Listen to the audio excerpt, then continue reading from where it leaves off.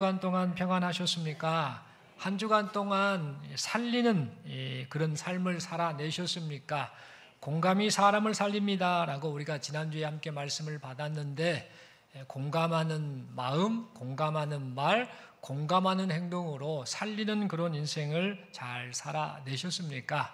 우리가 지난주에 욥의 세 친구들을 기억을 하고 있지요. 욥의 세 친구들이 공감하는 마음은 있었습니다만 이게 나중에 그들의 잘못된 말의 표현, 자기 생각, 자기 신앙 지식, 그리고 자신의 인생 경험, 이런 것들이 바탕이 된 그런 말로 인해서 욥의 마음을 너무나 아프게 했던 모습을 우리가 기억을 하죠.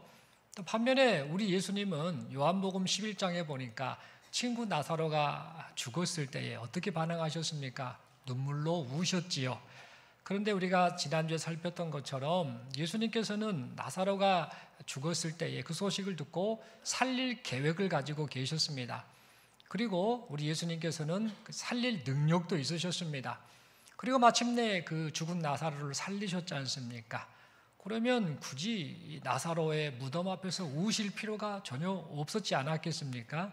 그런데 그곳에서 예수님은 우셨습니다. 살릴 능력도 있고 살릴 계획도 다 가지고 오셨고 마침내는 살리셨는데 그 과정 중에 예수님께서 우셨다라는 것, 그것은 유가족 마르다, 마리아 그들의 그 슬픔에 함께 공감하는 그런 표현을 눈물로 나타내셨던 것이지요.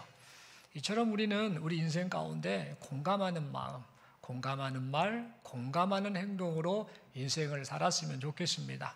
그래서 나 때문에 함께하는 이들이 행복해하고, 나 때문에 함께하는 이들이 예수님을 바라보고, 나 때문에 함께하는 사람들이 힘을 내는 그런 일이 계속해서 나타났으면 좋겠습니다. 우리가 그런 소망을 가지고 삽니다만 잘 안 되지요. 실수하고 넘어지고, 또 그래서 나로 인해서 함께하는 이들이 힘들어할 때가 있음을 보면서 하나님 제게 은혜를 베풀어 주옵소서, 불쌍히 여겨 주옵소서라고 그렇게 기도하면서 우리 인생 자체가 정말 공감하는 그런 인생을 살아들이시는 우리 모두가 될 수 있기를 간절히 소망합니다. 서로 인사하겠습니다. 공감하는 삶이 사람을 살립니다. 네, 이 시간 저는 감사에서 영혼 추수로라는 제목 가지고 함께 하나님 말씀 받기를 원합니다. 여러분, 오늘은 우리가 맥추감사주일로 지금 하나님 앞에 예배를 드리고 있는데요. 이 맥추절, 이 맥추감사주일은 뭐 하는 날일까요? 교회를 다녀보니까 맥추절에 뭐 감사한금 한답디다. 어디 교회는 막 감사 봉투도 있고 그럽디다.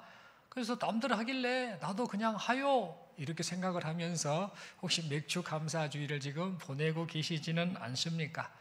그래서 우리가 이 맥추절을 맞이해서 이 맥추절 이 주일날 정말 하나님이 이 맥추절을 통해서 우리에게 말씀하시는 게 뭐고 또 우리가 어떻게 반응하기를 원하는가, 그리고 이 맥추절에 담긴 하나님의 진짜 애절한 뜻이 무엇인가를 우리가 말씀을 통해 잘 깨닫는 은혜가 있기를 간절히 소망합니다. 여러분, 맥추절은요, 이스라엘 백성들이 출애굽을 했지 않습니까? 출애굽을 했을 때가 6월절이죠. 1월 14일. 그때 출애굽을 하던 그날을 시작으로 50일째 되던 날, 그때 밀 농사를 하고 나서 이제는 하나님 앞에 감사합니다 라는 것을 지키게 하려고, 그래서 하나님이 정하신 절기가 바로 맥추절입니다. 이 맥추절은 다른 게 아니라 결국은 감사의 고백의 날인데, 단순히 감사만을 의미하지 않고 또 다른 하나님의 깊은 뜻이 담겨 있음을 보게 됩니다. 그러면 맥추절을 하나님이 지키도록 명하신 이유가 뭔가, 네 가지 정도만 잠깐 살펴보고자 합니다. 첫 번째는 하나님의 은혜에 대해서 감사하는 삶을 살아라.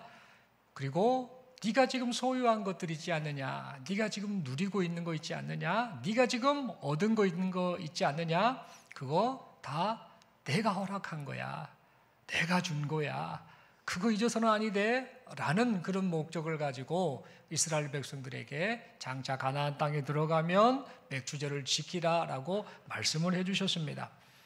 여러분, 이것은 이스라엘 백성이 땀을 흘리고 또 수고해서 농사를 지었지 않습니까? 장차 가나안 땅에 짓게 되겠죠. 그랬을 때 많은 수확을 얻게 되겠지만 사실은 하나님께서 은혜를 베풀어 주셨기 때문에 너희들이 지금 이것을 지금 누리고 있는 거야 라는 사실을 잊지 말라라는 의도를 가지고 맥추절을 지키라라고 말씀하셨습니다. 그리고 지금 너희가 가나안 땅에서 장차 농사를 짓고 이 밀수확을 하게 되었을 때 그것을 얻은 거 있지 않느냐, 그거 사실은 니네가 수고해서 얻은 게 아니라 하나님이 다 주신 것이다, 그거 잊지 말라라는 의미를 가지고 맥추절을 지키라 하셨던 것이죠. 다시 말해서 하나님께서 비를 내려주셨고, 하나님께서 바람이 불게 하시고, 하나님께서 병충해로부터 보호해 주시고, 하나님께서 농작물을 잘 자라게 하시고, 또 하나님께서 건강을 주셔서 일할 수 있게 해주시고, 그래서 결론적으로는 하나님이 이 모든 것들을 다 허락해 주시고 은혜를 베풀어 주셔서 이렇게 많은 결실을 맺게 됐어요. 이게 다 하나님의 은혜입니다. 하나님 감사합니다 라는 이런 감사의 신앙 고백을 하게 하시기 위해서, 그것을 받기 원하셔서 맥추절을 지키라라고 말씀하셨던 겁니다. 여러분, 그러므로 우리는 이 맥추절을 보내면서요, 무슨 생각을 해야 되는가? 우리가 지금까지 살아오면서, 이 순간까지 살아오면서 먹이시고 입히시고 보호해 주신 하나님, 그 하나님께 감사하며 살아가는 우리 모두가 되어야겠습니다. 두 번째로 맥추절을 통해서 하나님이 이 맥추절을 지키라라고 말씀하신 그 이유가 뭐냐면요, 구원의 은혜를 잊어서는 아니 된다. 너희가 지금 출애굽을 했다라는 사실을 잊어서는 아니 된다. 그게 하나님의 은혜야 라는 사실을 늘 기억하도록 살게 하기 위해서 맥추절을 지키라라고 하셨습니다. 신명기 16장 12절에 보면은요, 이 맥추절에 관한 이야기를 하다가 이런 말씀이 나옵니다. 너는 애굽에서 종되었던 것을 기억하고 이 규례를 지켜 행할지니라 라고 말씀하고 있습니다. 여러분, 이스라엘 백성이 자유롭게 농사를 짓게 되지요, 가나안 땅에서. 그리고 그 농사를 지어서 얻은 그 수확물을 가지고 그 곡식을 먹고 살게 되었지 않습니까? 한마디로 은혜를 누리고 있는 것인데, 사실은 이런 가나안 땅에서 장차 이제 가나안 땅에서 이런 수확을 얻고 이런 자유와 은혜를 누리게 된 것은 그 전에 하나님께서 이스라엘 백성을 애굽으로부터 구원해 주셨기 때문에 가능한 일이었습니다. 만약에 출애굽을 못했다라고 한다면은요, 이런 기쁨, 이런 감사, 이런 은혜를 누릴 수가 없었지요. 그래서 하나님께서는 이 맥추절을 지키면서 뭘 말씀하시느냐면, 너희가 지금 가나안 땅에서 이것저것을 누리게 된 거 하나님의 은혜인데, 그에 앞서서 먼저 하나님이 너희를 애굽에서 건지셨어. 그 구원의 은혜가 없었다고 한다면 너희가 지금 이 가나안 땅에서 이러한 것들을 못 누려. 그러니까 그 구원의 은혜를 잊어서는 아니 된다 라는 의미를 가지고 맥추절을 지켜라 라고 말씀을 해주셨습니다. 여러분, 우리도 이 맥추절을 통해서요, 꼭 잊지 않았으면 하는 게 있습니다. 그건 뭐냐? 내가 하나님의 은혜로 죄와 사망으로부터 구원받았다. 이게 하나님의 은혜구나. 이 구원의 은혜를 내가 누리고 있구나. 하나님 감사합니다라는 이 마음을 품고 하나님 앞에 감사하고 또 감사하시는 우리 모두가 되기를 바랍니다. 여러분, 살면서 아무리 이것저것을 풍요롭게 먹고 누린다 할지라도 죄와 사망으로부터 구원을 못 받았다고 한다면 어떻게 됩니까? 그 모든 거 다 허무합니다. 그저 불쌍한 인생일 뿐입니다. 잘 먹어서 살이 찌고 얼굴에 기름기가 잘잘 흐르고 멋진 옷을 입고 이런저런 막 금팔찌를 차고 목걸이를 하고 뭔가 막 누리는 그런 풍요로운 인생을 산다 할지라도 죄와 사망으로부터 구원을 못 받았다고 한다면 그 인생은 비참한 인생, 참 허무한 인생, 불쌍한 인생뿐이다라는 겁니다.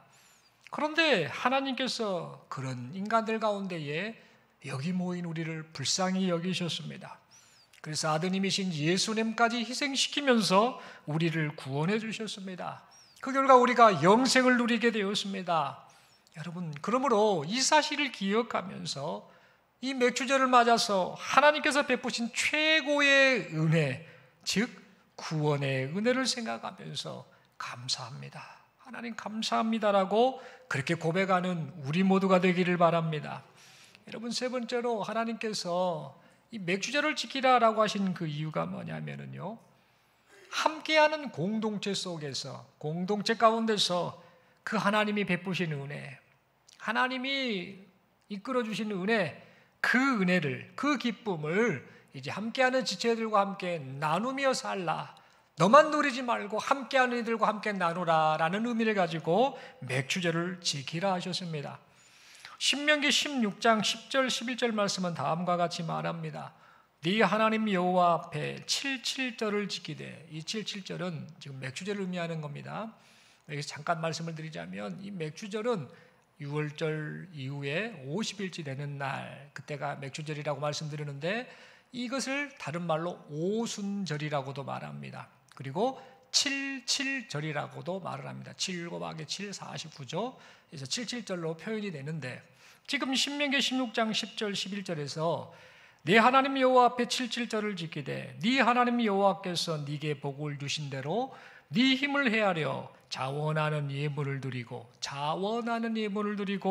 너와 네 자녀와 노비와 네 성중에 있는 레위인과 객과 고아와 과부가 함께 네 하나님 여호와 앞에서 즐거워할지니라 라고 말씀을 하고 있습니다.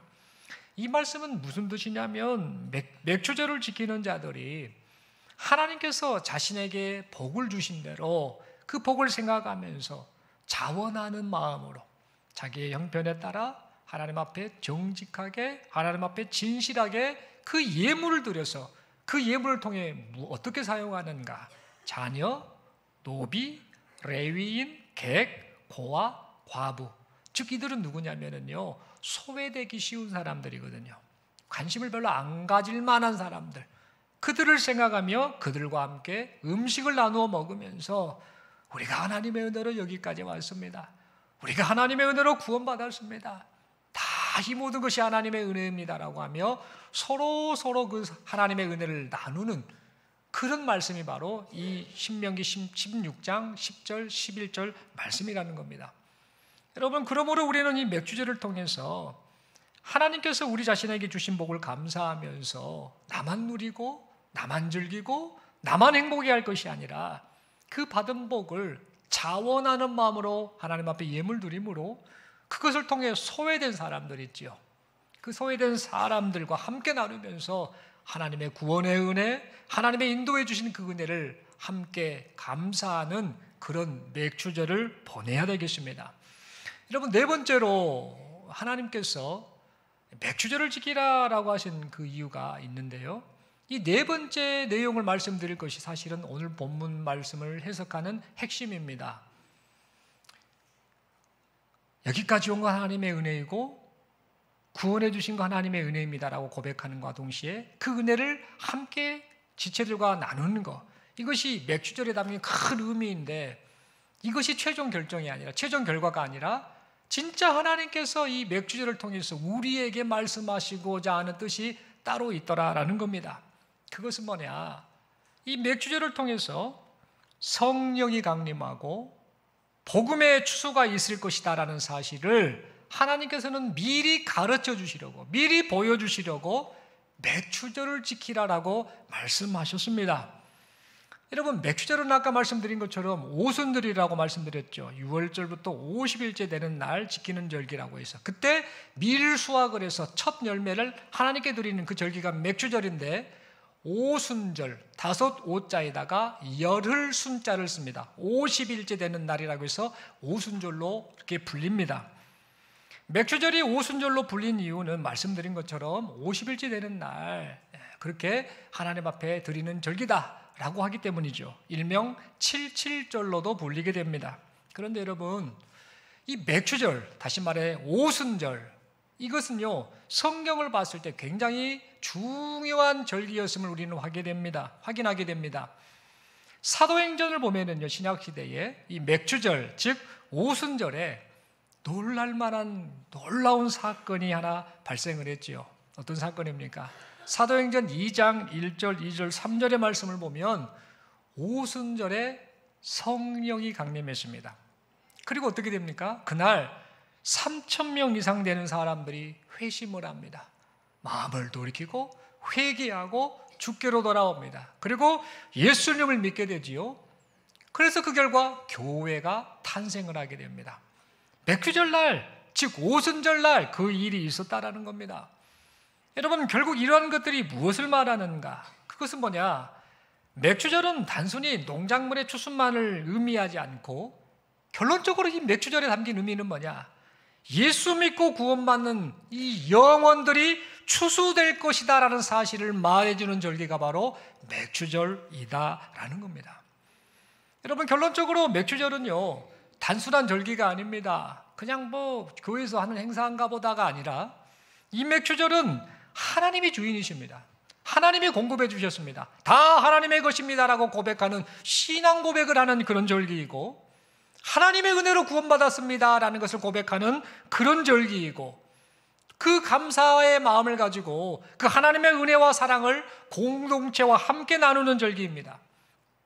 뿐만 아니라 불신 영혼을 구원하기 원하시는 하나님의 애타는 마음이 담겨있는 절기, 한 사람이라도 구원하기 원하시는 그 하나님의 애타는 마음이 담겨있는 그 절기가 바로 맥주절인 것입니다.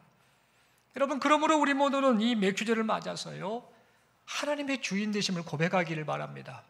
이 맥주절을 맞아서 하나님의 구원하여 주심을 감사하기를 바랍니다. 이 맥주절을 맞이하여서 하나님께서 베푸신 은혜를 지체들과 함께 나눌 수 있기를 바랍니다. 뿐만 아니라 하나님께서 이 맥주절을 통해서 가장 바라시고 있는 것이 바로 영혼을 추수하는 것이다라는 사실, 즉 생명을 살리는 일이다라는 사실을 잊지 않기를 바랍니다. 여러분, 오늘 본문의 말씀을 보니까요, 우리 예수님께서도 영혼 추수하는 일에 지금 온통 관심을 가지고 계셨음을 말해주고 있습니다. 오늘 본문의 말씀을 보니까 우리 예수님께서 남쪽 유다 땅을 떠나서 북쪽 갈릴리 지역으로 지금 향하고 계셨습니다. 그런데 이때 반드시 지나쳐야 할 곳이 있었는데 그곳이 어디냐? 사마리아 지역이었습니다. 그런데 이 당시 유대인들은요, 남쪽 유다 땅에서 북쪽 갈릴리로 올라갈 때 중간에 있는 사마리아 지역을 지나가지 않았습니다. 왜 그랬는가? 이 사마리아 사람들을 경멸했기 때문입니다. 그래서 이 사마리아 사람들을 만나기도 싫어했고 사마리아 땅에 발을 내딛는 것조차 싫어했습니다. 왜 그랬는가? 역사적으로 이 사마리아 사람들은 이방인들과 피가 섞인 그 혼혈 민족의 후손이었기 때문입니다.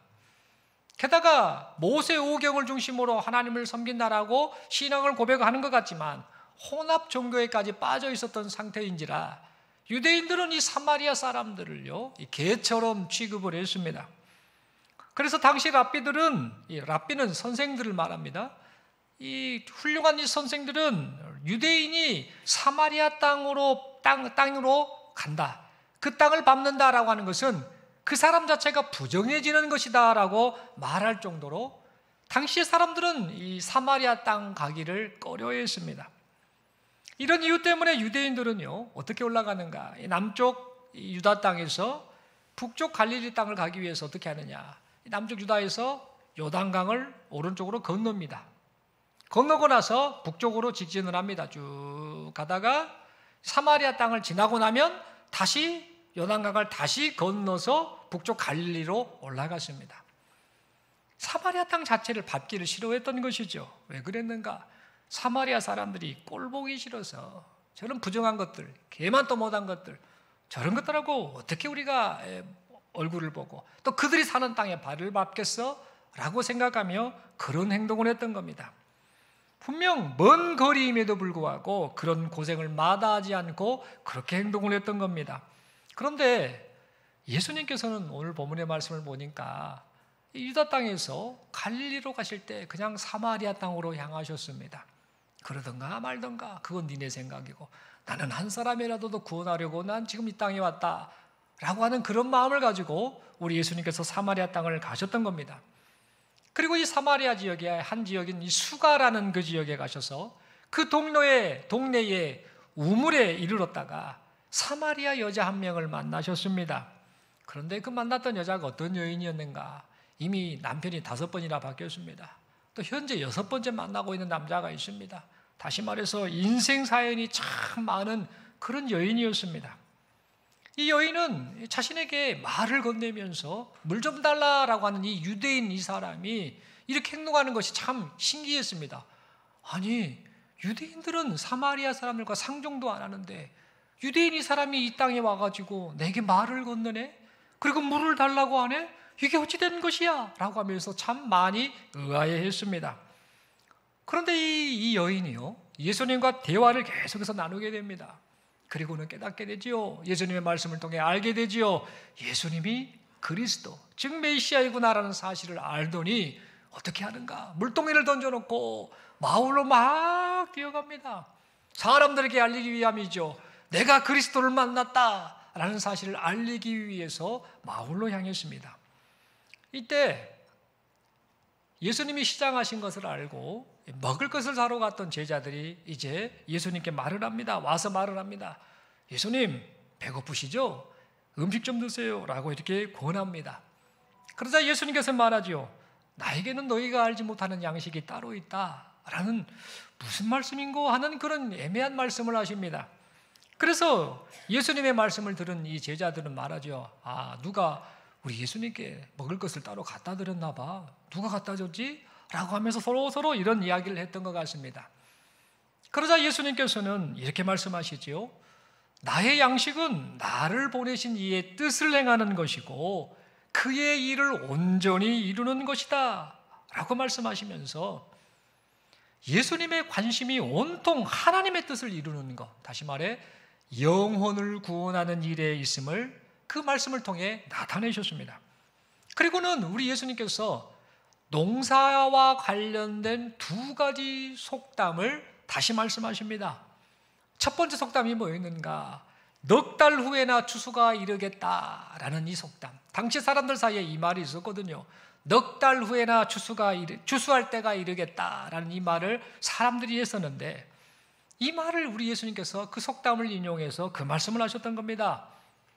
여러분, 이 속담은 실제로 그 가나안 땅, 이 팔레스타인 지역의 농사의 그 상황을 말해주는 말입니다. 농작물을 심었을 때에 바로 곧바로 나지 않지요. 보통 넉 달에서 또는 6달 정도 후에 그 심었던 농작물이 자라서 열매를 거두게 됩니다. 이 상황을 말해주는 속담이 바로 넉 달 후에나 추수할 때가 이르겠다라는 이 말이었던 겁니다. 그러면 이 넉 달 후에나 추수할 때가 이르겠다라는 이 말은 뭔 말이냐면 하고자 하는 말이 뭐냐? 추수하려면 아직 멀었어. 넉 달 기다려야 돼. 지금 안 해도 돼. 나중에 해도 돼. 라는 그런 의미를 가진 속담이 바로 이 속담이었던 것이죠. 우리 예수님께서 또 두 번째 속담을 말씀하셨는데 두 번째 속담은 뭐냐? 한 사람이 심고 다른 사람이 거둔다라는 이런 속담이었습니다.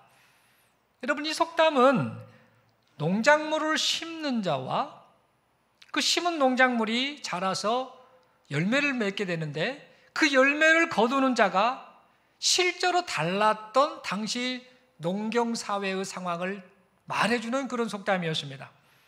당시에는 이 농사를 할 때에 주인이 직접 농사를 안 합니다. 돈이 많으니까, 힘드니까 품꾼을 부렸죠. 소작농을 부리거나 품꾼을 부려서 일을 시켰죠. 농사를 하게 했죠. 즉 품꾼을 고용해서 농사를 지었습니다. 그래서 이 농작물을 심을 때 어떤 품꾼을 부릅니다. 예를 들어서 한 5명을 부르겠죠. 자네들이 와서 좀 도와줘 해가지고 품삯을 주고 품꾼을 부려서 농작물을 심었습니다. 그리고 나서 아까 말씀드렸죠. 넉 달에서 한 6달 후에 이 농작물이 자라서 열매를 거두게 되는데 그때 가서 또 품꾼을 부르는데 그때는 똑같은 품꾼들이 오지 않겠죠. 올 수도 있고 다른 사람이 올 수도 있었겠죠. 그 다른 사람들이 와서 품꾼이 와서 그 거두어진 그 맺어진 열매를 거두는 그런 일을 했던 겁니다. 이 상황을 지금 말해주는 속담이 뭐냐? 한 사람이 심고 다른 사람이 거둔다라는 그런 속담이었던 겁니다. 여러분, 그렇다면 여기서 우리 예수님께서 이 속담을 인용해서 지금 말씀하시고자 하는 게 뭐였을까? 이게 오늘 중요한 핵심 내용이다라는 겁니다. 여러분, 예수님께서는 첫 번째 속담을 통해서 땅의 농작물 추수는 아직 멀었을지는 모르지만 니네가 생각하기에 넉 달 더 기다려야 한다고 생각할지 모르지만 사람을 구원하는 영적 추수, 영원 추수는 바로 지금이 그때다. 늦춰서는 아니 된다. 안일하게 생각해서는 아니 된다. 지금이 바로 사람을 구원할 때다라는 사실을 말하기 위해서 지금 예수님께서 넉 달 후에나 추수할 때가 이르겠다라는 그 말씀, 그 속담을 인용하셨던 겁니다.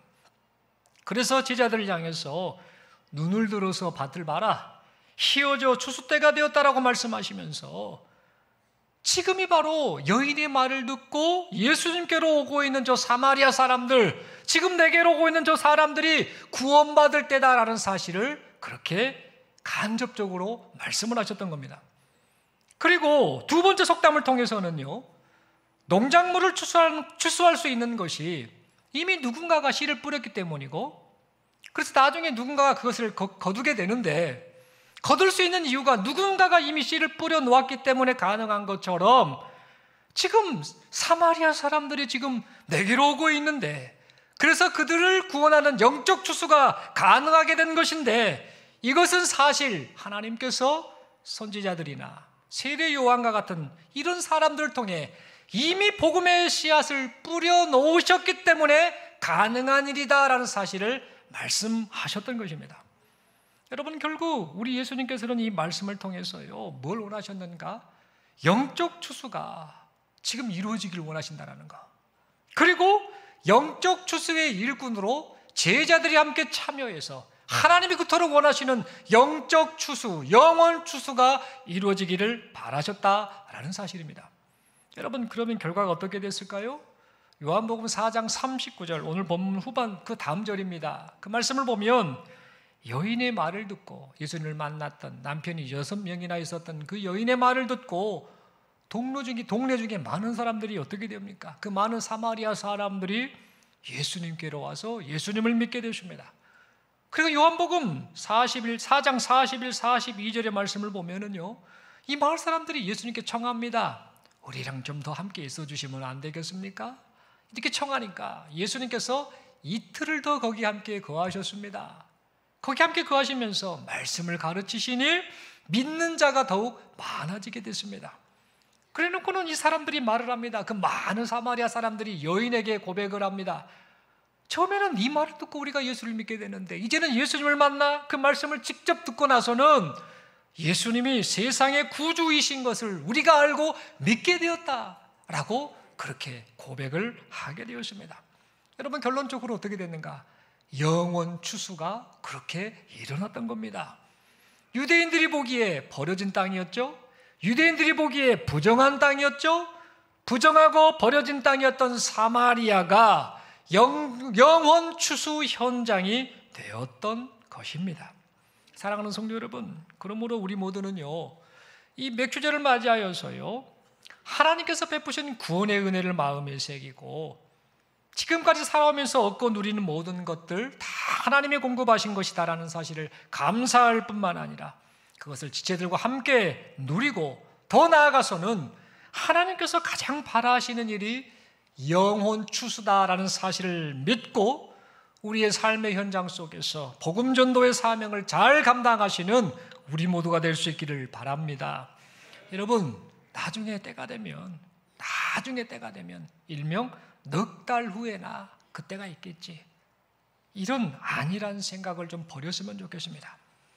나중에 때가 되면 우리 가족이 믿겠지, 나중에 때가 되면 내 친구가 예수 믿겠지, 나중에 때가 되면 우리 이웃이 교회를 다니겠지 라는 이런 안일한 생각을 어서 빨리 버릴 수 있기를 바랍니다.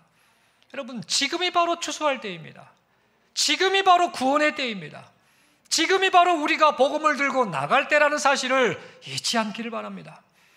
또한 하나님께서 영원 추수의 일을 지금 우리를 통해서, 지금 여러분을 통해서 지금 하고자 하신다는 사실을 잊지 말고 우리의 삶의 현장 속에서 복음을 전하면서 하나님의 그 생명 살리시는 일에 동참하는 우리 모두가 되기를 바랍니다. 여러분, 우리가 생각하기에 저 사람은 복음을 받지 않을 거야, 저 사람은 예수 믿지 않을 거야 라는 그런 사람이 있다 할지라도 우리가 꼭 기억해야 될 것이 있습니다. 사람에게 구원을 일으키시는 하나님께서 우리가 알지 못하는 때에 이미 누군가를 통해서 그에게 복음을 전하셨을 수 있습니다. 그리고 구원받을 자의 그 마음에 하나님께서 이미 복음을 받아들일 수 있도록 환경과 여러 가지를 준비시켰을 수도 있습니다. 그러면 우리는 우리 판단을 가지고 복음을 전하고 안 전하고 하는 그런 어리석음을 버려야 합니다. 이미 하나님께서 계획 가운데에 지금 이 순간에 나라는 사람을 통해 영혼을 추수하기 원하신다라는 사실을 믿고 영혼 추수의 사명을 잘 감당하시는 우리 모두가 되기를 바랍니다. 여러분, 이 제자들, 예수님과 사마리아에 함께 있었지 않습니까? 제자들이 수가성에 함께 있었지 않습니까? 이 제자들이 남편이 6번이나 바뀐 이 참 기구한 사연의 이 사마리아 여인, 이 여인을 보며 그 여인이 예수님을 믿게 될 것이다라고 생각이나 했겠습니까? 버려진 땅, 부정한 땅으로 여겨졌던 그 사마리아 땅에 살았던 사람들, 혈통도 다르고 종교관도 다르고 또 유대인들이 혐오하고 또 유대인들을 혐오하는, 서로 혐오하는 이 사마리아 사람들이 그 남편이 6명이나 바뀌었던 그 여인의 말을 듣고 예수님께로 오고 예수님을 믿게 될 것이라는 이런 생각이나 이 제자들이 했겠습니까? 여러분, 그런데 이 여인과 이 사마리아 사람은요, 결과적으로 하나님의 구원 계획을 따라서 그때에, 하나님이 정하신 때에 예수님을 믿게 되었고, 그 예수님을 믿는 영혼 추수의 현장에 제자들이 함께 있으면서 제자들 역시 영혼 추수 현장의 일꾼으로 쓰임을 받게 되었습니다. 여러분, 이 모든 일을요, 누가 하셨는가? 하나님께서 놀랍게 행하셨다라는 사실입니다. 여러분, 그러므로 이 맥주절을 맞이하여서요, 영혼을 추수하기 원하시는 하나님의 일, 생명을 살리기 원하시는 하나님의 일에 동참하는 우리 모두가 될 수 있기를 바랍니다. 여러분, 물론 영혼 추수하는 일에 동참을 할 때에 수고의 땀과 눈물을 많이 흘릴 수 있습니다. 우리 믿음의 선배들 있죠? 우리 많은 믿음의 선지인들이 이렇게 살았습니다. 영혼 추수하는 일에 동참하기 위해서 많은 고생도 하고 눈물도 흘리고 땀도 흘렸다라는 사실입니다. 여러분, 중국 내륙 선교회를 창립했던 허디슨 테일러라는 선교사가 있습니다. 오래전 인물인데 선교학에 상당한 많은 영향을 끼쳤던 인물인데요, 이 허디슨 테일러, 중국 선교의 대명사라고 불리는 이 사람은요 17살 때 중국 선교를 위해서요 스스로 의학을 막 공부를 했다고 합니다. 그리고 중국어를 막 열심히 공부했다고 합니다. 그리고 마침내는요 그렇게 바라던 중국 선교를 하게 되었습니다. 당시에 서양 선교사들은 중국 내륙으로 들어갈 수 없었는데요, 이 허디슨 테일러는요 중국 내륙으로 들어갔습니다. 중국 내륙에 들어가서 어떤 행동을 한 줄 아십니까? 중국 사람들이 입는 복장을 그대로 갈아입었습니다. 복장만 갈아입은 것이 아니었습니다. 머리 스타일도 중국 사람들하고 똑같이 했습니다. 당시에 이 청나라 그 영향을 받는 그런 상황이었기 때문에 사람들의 머리 스타일이 어떤 머리였냐면요, 변발이라고 그러죠. 변발. 뭡니까? 앞머리 빡빡 밀었습니다. 그리고 뒤에 꼬랑지만 달려있는 머리 있지 않습니까? 이거 따가지고 이런 머리를 하고 있었는데, 이 허디슨 테일러가 중국 내륙에 가서 했던 행동이 뭐냐? 머리를 똑같이 그 중국 사람 머리로 행했다라는 겁니다. 말 그대로 청나라 사람 머리 스타일로 그렇게 바꿨던 것이죠. 게다가 중국인처럼 보이려고 머리만 이렇게 만든 게 아니라 머리에 염색까지 했습니다. 서양 사람이니까 머리가 노랬겠죠, 아마도. 그런데 중국인처럼 보이기 위해서 머리를 새까맣게 염색을 했다고 합니다. 여러분, 허디슨 테일러가 이렇게 했던 이유는 뭐냐면요, 그 중국 사람들에게 복음을 전하려면 그들처럼 되어야 한다라는 그런 생각을 그가 가지고 있었기 때문입니다. 그런데 나중에요, 이 허디슨 테일러는요 고생을 합니다. 머리를 검게 염색을 하다가요, 그 독한 그 화학 염료, 화학 색소죠, 이런 것을 막 바르다 보니까 두피가 막 자극이 된 겁니다. 그래서 심한 염증, 심한 통증을 겪었다라고 합니다. 문제는 당시에 치료 약품이 없었어요. 약품도 없고, 그러다 보니까 염색은 계속해야 되고 중국인과 똑같이 행동을 해야 되니까, 그리고 염색을 하다 보니까 그 심한 자극과 이 부작용이 심했다고 합니다. 그러면서도 그는요 염색을 계속하면서 중국 선교를 감당했다라고 합니다.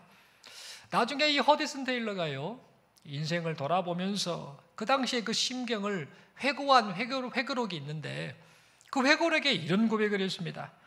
나는 중국인을 얻고자 중국인이 되기로 했다. 그러나 염색약은 내 두피를 괴롭혔다.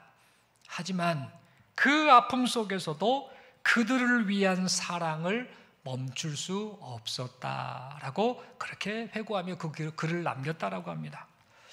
사랑하는 성도 여러분, 우리도 영혼 추수하는 일에 동참을 할 때에 수고의 땀, 수고의 눈물을 흘릴 일이 많을 수 있습니다. 희생을 동반할 수도 있습니다. 그러나 이 영혼을 추수하는 일이 하나님 앞에서 행하는 일들 중에 가장 값진 일이라는 사실을 절대 잊지 않기를 바랍니다.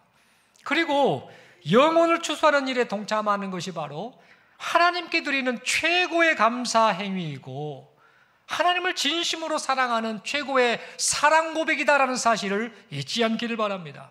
그리하여서 이 맥주제를 통해서 우리 심령 가운데에 영혼을 구원하기 원하는 이 복음 전도의 열정이 회복되고 또 타올라서 우리를 통해서 생명을 살리시는 하나님의 뜻이 이루어질 수 있기를 간절히 소망합니다. 그 결과 어떤 일이 일어나면 좋겠는가? 하나님이 예비하신 영혼들 있죠.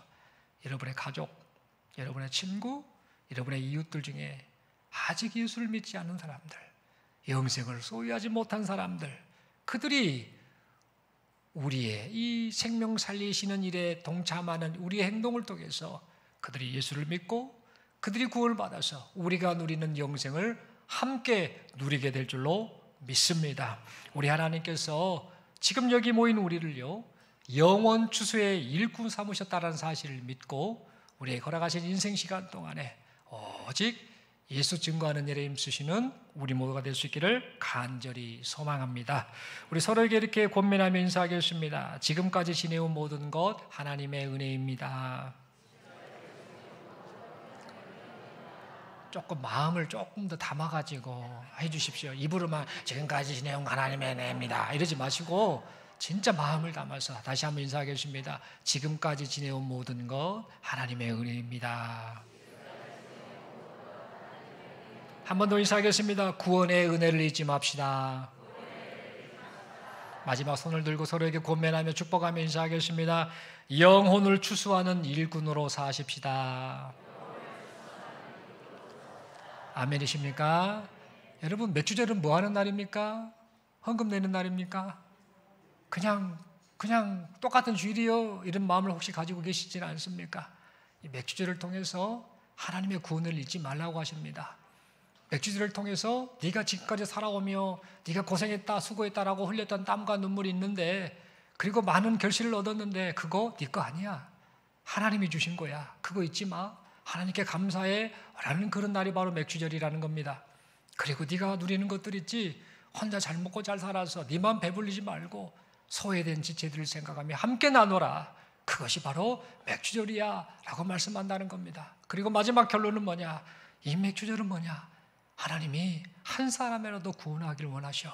즉 영혼을 추수하는, 그것을 고백하는 날, 그것을 사모하는 날, 그것이 이루어진 날이 바로 맥주절이다라는 사실을 잊지 말고 이 맥주절을 통해서 다시 한번 영혼 추수하는 일에 힘쓰시는 우리 모두가 될 수 있기를 간절히 소망합니다. 기도드리겠습니다. 하나님 아버지 말씀 받았습니다.